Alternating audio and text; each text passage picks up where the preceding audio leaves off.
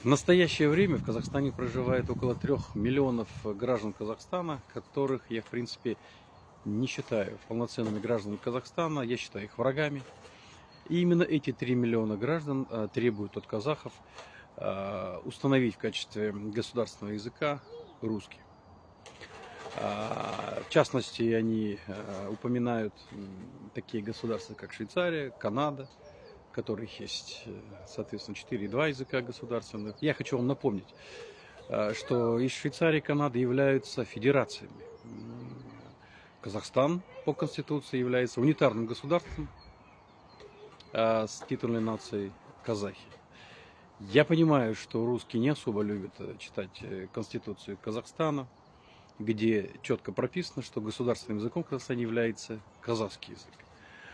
Русские, наверное, больше читают Конституцию Российской Федерации.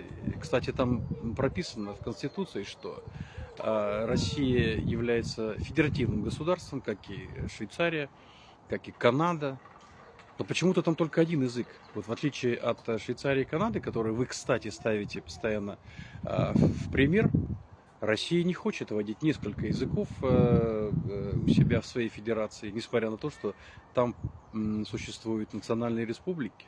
То есть, когда вы ставите в пример как демократию Швейцария или Канада, так в первую очередь обратитесь к России. Почему они не являются недемократичным государством? Почему вы предлагаете брать пример со Швейцарией и Канадой, а вот России вы не предлагаете? У них по Конституции государственный язык только русский. Соответственно, в Казахстане, в унитарном государстве, государственный язык будет только казахский. Как бы вы ни старались и не хотели.